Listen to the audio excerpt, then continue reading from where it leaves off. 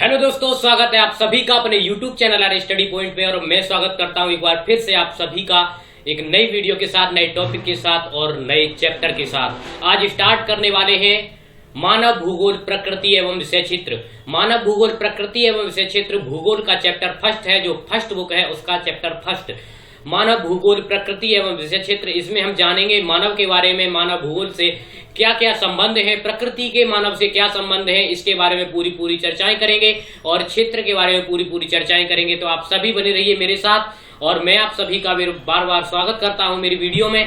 तो चलिए फिर ज्यादा टाइम न बर्बाद करते हुए, अगर आपने चैनल को सब्सक्राइब नहीं किया है तो चैनल को सब्सक्राइब कर लीजिए और बेल आइकन को प्रेस कर लें ताकि आने वाली जितनी भी नोटिफिकेशन है आपको समय पर मिल जाए। तो ज्यादा समय न बर्बाद करते हुए चलते हैं अपने टॉपिक की ओर। स्टार्ट करते हैं मानव भूगोल प्रकृति एवं विषय क्षेत्र। देखिए, सबसे पहले जो है अवधारणा मानचित्र के बारे में बात करें तो सबसे पहले देखिए कि ये जो है भूगोल है वो मानव पृथ्वी का मानव आवास के रूप में अध्ययन कर रहा है। मानव भूगोल प्रकृति एवं विषय के क्षेत्र में अध्ययन करता है। मानव भूगोल में मानव समाज जो है प्रकृति के विषयों के बारे में अध्ययन करता है भूगोल में। और इसमें जो है भूगोल कितने प्रकार का होता है? भूगोल दो प्रकार का होता है, भौतिक भूगोल और एक होता है मानव भूगोल। भौतिक भूगोल क्या है और मानव भूगोल क्या है, दोनों के बारे में बात करेंगे। तो भौतिक भूगोल जो है विभिन्न प्रदेशों के भौतिक पर्यावरण का अध्ययन कराता है। इसमें जो है हम इस चीज का पता लगाते हैं कि विभिन्न प्रदेशों में, विभिन्न देशों में किस तरह का पर्यावरण है, किस तरह की वायु है, ये सारे कुछ के बारे में हम जानकारी प्राप्त करते हैं। अगर आपने नहीं देखा है तो आप जाकर के क्लास 11 की कोई भी वीडियो देख सकते हैं। क्लास 11 में भौतिक भूगोल पढ़ाया है हम लोगों ने। अब बात करेंगे मानव भूगोल क्या है, जिस विषय में हम मानव भूगोल के बारे में चर्चा करने वाले हैं। तो जो है मानव भूगोल जो है भौतिक पर्यावरण और मानव जगत के अंतर संबंधों का अध्ययन करता है। क्या है? मानव भूगोल जो है भौतिक पर्यावरण और मानव जगत के अंतर संबंधों का अध्ययन करता है। जानते होंगे आप सभी कि सॉरी, मानव भूगोल जो है वो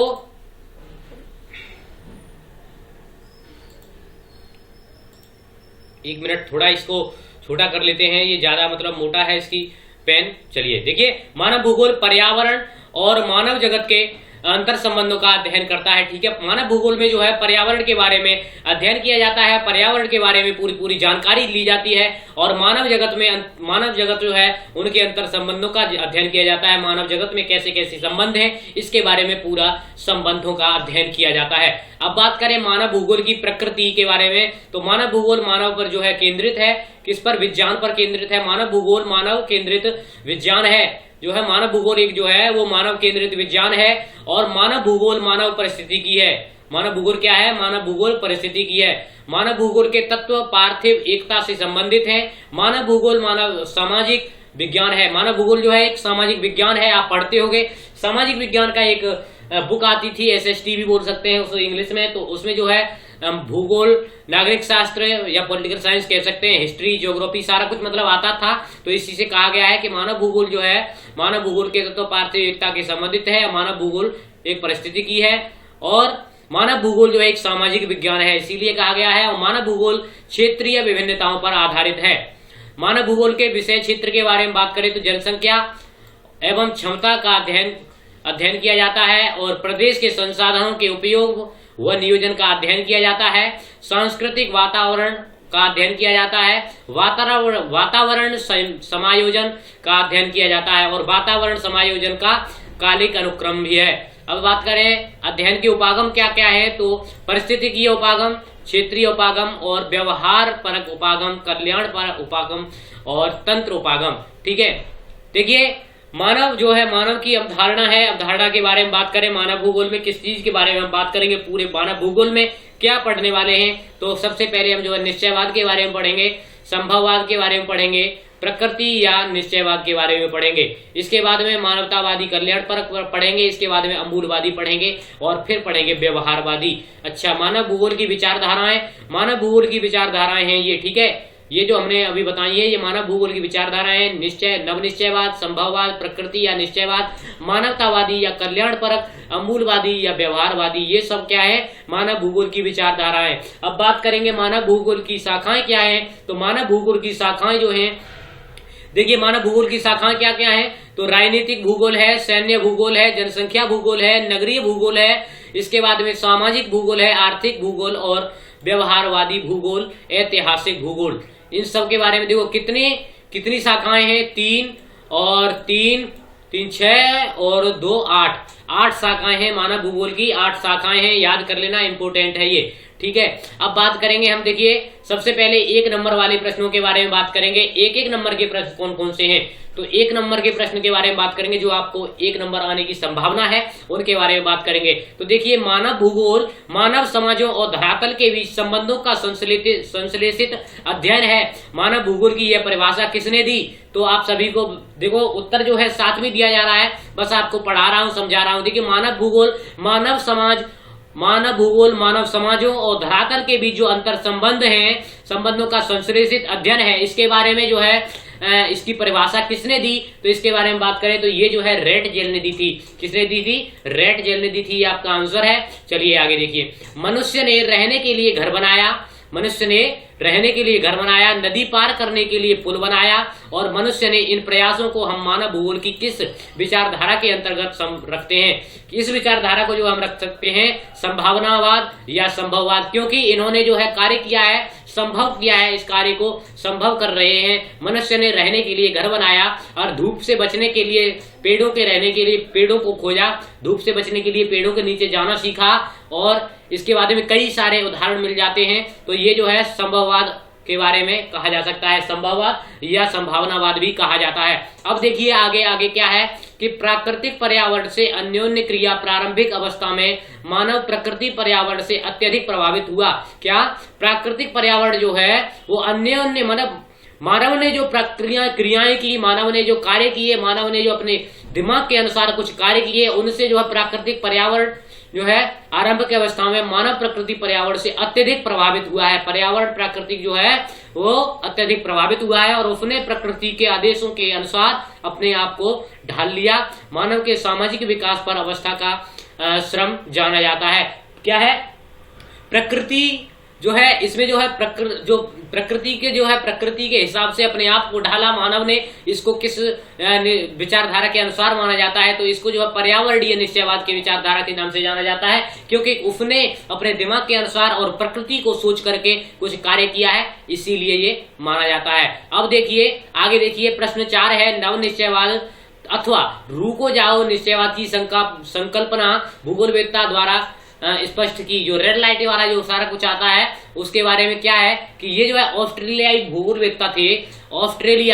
भूगोलवेत्ता थे, उन्होंने ग्रिफिथ टेलर, ठीक है, ये ग्रिफिथ टेलर आपको दिखाई दे रहे होंगे, ग्रिफिथ टेलर, इन्होंने ही इस चीज की संकल्पना दी है। तो यही है, ठीक है। इसके बाद में आगे देखिए 5वां प्रश्न जो है आपके लिए, उपनिवेश युग में अन्वेषणों को गति मिली और इससे मानव भूगोल के अध्ययन में क्या मदद मिली। क्या हो गया कि उपनिवेश युग में अन्वेषणों को गति मिली और इससे मानव भूगोल के अध्ययन में क्या मदद मिली। तो इसमें 2 उदाहरण उत्तर दिए गए हैं। क्या है कि विश्व के विभिन्न देशों, विभिन्न क्षेत्रों में परिचित हुआ, ठीक है, विश्व के विभिन्न क्षेत्रों में परिचित हुआ क्या, उपनिवेश युग, ठीक है। इसके बाद में विभिन्न प्रदेशों के संसाधनों का ज्ञान हुआ और पहुंच बनी। क्या हुआ, विभिन्न प्रदेशों के संसाधनों का ज्ञान हुआ और पहुंच बनी। चलिए देखिए 6ठा प्रश्न क्या है कि राजनीतिक भूगोल के 2 क्षेत्र कौन कौन से हैं। राजनीतिक भूगोल के अंदर कौन कौन से 2 क्षेत्र हैं, तो इनके बारे में बात करें। देखिए राजनीतिक भूगोल में सबसे पहले राजनीति में निर्वाचन की बात समझते हो। निर्वाचन किसे कहते हैं, हमारे भारत में लोकतंत्र स्थापित है 1947 से, जब से ही भारत आजाद हुआ और तभी से लोकतंत्र स्थापित है। और जभी से जो है अब निर्वाचन होता है, क्या होता है, वोट पड़ते हैं, वोट डाला जाता है, जो भी ज्यादा वोट पड़ते हैं उसी को क्या कहते हैं, निर्वाचन कहते हैं। निर्वाचन आयोग जो है निर्वाचन कराता है, इलेक्शन कराता है, और इसी में एक सैन्य भूगोल है जो राजनीति के रूप में जुड़े हुए हैं। ये दोनों भाई इंपॉर्टेंट है, याद रखना। इसके बाद में भूगोल में द्वैतवाद, बौद्धिक अध्ययन का महत्वपूर्ण विषय रहा है, परंतु अंततः प्रकृति एवं मानव के बीच वैध द्वैतता नहीं है। क्यों? कारण स्पष्ट कीजिए। मतलब भूगोल में द्वैतवाद, ठीक है, बौद्धिक अध्ययन का महत्वपूर्ण विषय रहा है, ठीक है, परंतु अंततः प्रकृति एवं मानव के बीच वैध द्वैतता नहीं है। क्यों नहीं है, यह स्पष्ट करना है। तो इसमें बात बताएं हम, क्योंकि प्रकृति और मानव का जो अभाज्य तत्व है, इनके समग्रता में देखना उचित है, ठीक है। आगे देखिए 8वां क्वेश्चन क्या है कि मानव भूगोल की परिभाषा दीजिए। कह रहा है मानव भूगोल की परिभाषा दीजिए और इसके प्रमुख अध्ययन क्षेत्र बताएं, ठीक है। मानव भूगोल की परिभाषा, तो भूगोल की परिभाषा बताएं मानव भूगोल की। तो मानव भूगोल मानव समाज तथा प्रकृति का अध्ययन करता है, इसे ही मानव भूगोल कहते हैं, ठीक है, कह सकते हैं। जिसको नहीं आता मैं आपको बता दिया, इसके बाद में आगे पढ़ देते हैं। मानव भूगोल वातावरण तथा मानवीय क्रियाओं के अंतर संबंधों तथा विभिन्नताओं का अध्ययन है, ठीक है। विभिन्नताओं का अध्ययन ही मानव भूगोल है। और रेटजल जो है उनके अनुसार जो है मानव भूगोल मानव समाजों धरातल के बीच संबंधों का संश्लेषित अध्ययन है, ठीक है। क्या है? मानव भूगोल मानव समाजों तथा धरातल के बीच संबंधों का संश्लेषित अध्ययन है। देखिए मानव भूगोल के प्रमुख निम्नलिखित क्षेत्र हैं। कौन कौन से हैं? तो सांस्कृतिक भूगोल, नगरीय भूगोल, राजनीतिक भूगोल और आर्थिक भूगोल। इसके बाद में सामाजिक भूगोल, जनसंख्या भूगोल और आवास भूगोल, ठीक है। दिखा दिए होंगे आपको। ये जो है आपके सात जो है आपके भूगोल के प्रमुख क्षेत्र हैं। अब चलिए अगला प्रश्न देखते हैं कि भौतिक भूगोल और मानव भूगोल के तत्वों के मध्य परस्पर अन्योन्य क्रिया होती हैं। किसके? भौतिक भूगोल और मानव भूगोल के बीच में जो है परस्पर अन्योन्य क्रिया होती हैं। इस कथन को उपर्युक्त होता है, उपर्युक्त उदाहरणों सहित स्पष्ट कीजिए। तो इसमें जो है भौतिक भूगोल उदाहरण क्या है, उत्तर क्या है इसका कि भौतिक भूगोल और मानव समाज के मानव भूगोल के तत्वों के मध्य परस्पर अन्योन्य क्रिया होती हैं। भौतिक भूगोल के विभिन्न लक्षण जैसे भूमि की बनावट, ये जलवायु, मिट्टी, पदार्थ, जल, वनस्पति, मनुष्य के रहन सहन की आर्थिक सामाजिक क्रियाओं को प्रभाव डालते हैं, ठीक है। इसमें क्या है कि इस जो है आपस में एक जुड़ा हुआ है जटिलता से भौतिक भूगोल और मानव भूगोल। प्रकृति मनुष्य के कार्य एवं जीवन को निश्चित करती है और मानव जीवन को निश्चित करती है, और मानव जीवन प्रकृति संसाधनों पर आधारित उन्हीं प्राकृतिक संसाधनों द्वारा मानव के रोजगार, फसल चक्र, परिवहन के साधन आदि सभी प्रभावित होते हैं। और प्रकृति मानव विकास के भरपूर अवसर प्रदान करती है, मानव विकास के भरपूर अवसर प्रदान करती है और मानव इन अवसरों का भरपूर उपयोग करता है। क्या है कि प्रकृति हमें क्या अवसर प्रदान करती है? आप सभी देखते हो कि गर्मी जब पड़ती है, गर्मी पड़ने के बाद में जब हवा चलने लग जाती है तो वही हमें प्रकृति अवसर प्रदान करती है कि हम जो है पेड़ के नीचे बैठ जाते हैं तो वही हमें हवा लगने लगती है, ठंडी ठंडी हवा आती है, तो वही प्रकृति हमको अवसर प्रदान करती है और उस अवसर का हम लोग जो है लाभ उठाते हैं। चलिए 10वां क्वेश्चन देख लेते हैं। प्रकृति और मनुष्य आपस में इतनी जटिलता से जुड़े हुए हैं कि उन्हें एक दूसरे से अलग नहीं किया जा सकता। बिल्कुल सही बात है। अगर ठंड नहीं पड़ेगी तो बिल्कुल दिक्कत हो जाएगी खाने के लिए, फिर गेहूं कहां से आएगा, गेहूं उपजेगा नहीं अगर ठंड नहीं पड़ेगी तो, और गर्मी नहीं पड़ेगी तब भी कुछ नहीं होने वाला। इसलिए प्रकृति जो सही करती है वो मानव के अनुसार ही करती है और मानव भी प्रकृति के अनुसार ढलना सीख लिया है और ढलता है। जैसे प्रकृति और मनुष्य आपस में जटिलता से जुड़े हैं, बिल्कुल सही है। प्रकृति और मानव को एक दूसरे से अलग नहीं किया जा सकता। क्यों नहीं किया जा सकता? मैंने आपको बता दिया है। आपसी अन्योन्य क्रिया द्वारा मनुष्य ने प्राकृतिक पर्यावरण में सामाजिक सांस्कृतिक पर्यावरण की रचना की है और भौतिक मानवीय परिघटनाओं का वर्णन प्रायः रूपकों के रूप में किया जाता है, और जैसे पृथ्वी के रूप में तूफान की आंख और नदी का मुख, ठीक है। चलिए 11वां क्वेश्चन है मानव भूगोल के अध्ययन की विषय वस्तु क्या है और किन्हीं 3 तथ्यों की व्याख्या कीजिए। तो मानव भूगोल के अध्ययन की विषय वस्तु क्या है? तो मानव भूगोल के अध्ययन की विषय वस्तु 3 महत्वपूर्ण तथ्य हैं, निम्नलिखित हैं। कौन कौन से हैं? तो देख लीजिए कौन कौन से हैं। सॉरी। भौतिक पर्यावरण व मानव जगत के बीच अन्योन्य क्रिया द्वारा निर्मित सांस्कृतिक वातावरण का अध्ययन है। भौतिक पर्यावरण व मानव जगत के बीच अन्योन्य क्रिया द्वारा निर्मित सांस्कृतिक वातावरण का अध्ययन है और पृथ्वी को मानव के घर के रूप में समझना और उन्हीं सभी तत्वों का अध्ययन करना जिन्होंने मानव को पोषित किया। इसके बाद में अगला है धरातल पर रहने वाले समस्त मानवीय जगत एवं उनकी क्षमता का अध्ययन करना। अच्छा, अब बात करेंगे, अगला क्वेश्चन है पर्यावरणीय निश्चयवाद के विचार को उपयुक्त उदाहरणों सहित स्पष्ट कीजिए। तो अपनी प्रारंभिक अवस्था में मानवतावाद प्रकृति से अत्यधिक प्रभावित हुआ और इस कथन की पुष्टि कीजिए। क्या है कि अपनी प्रारंभिक अवस्था में मानववाद प्रकृति से अत्यधिक प्रभावित हुआ है। ठीक है, इसकी पुष्टि करनी है। तो प्राकृतिक पर्यावरण से अन्योन्य क्रिया की आरंभिक अवस्था में मानव की प्रौद्योगिक ज्ञान का स्तर अत्यंत निम्न था और उस समय सामाजिक विकास की अवस्था भी आदिम थी और इस अवस्था में प्रकृति के समक्ष मानव निष्क्रिय था। तो प्रकृति के अनुसार ही मानव जो है स्वयं को ढालता था। इसी अवस्था में मानव प्रकृति की सुनता था और उसकी प्रचंडता से भयभीत होता था। आप सभी जानते हैं प्रकृति क्या होता है कि कभी कभी बादल गड़गड़ाते हैं और उन सभी से क्या होता था कि मानव को डर लगता था और उसी से फिर उसने सारा कुछ अपने आप को ढालना शुरू किया, प्रकृति से डरता था और उसकी प्रकृति की पूजा करता था।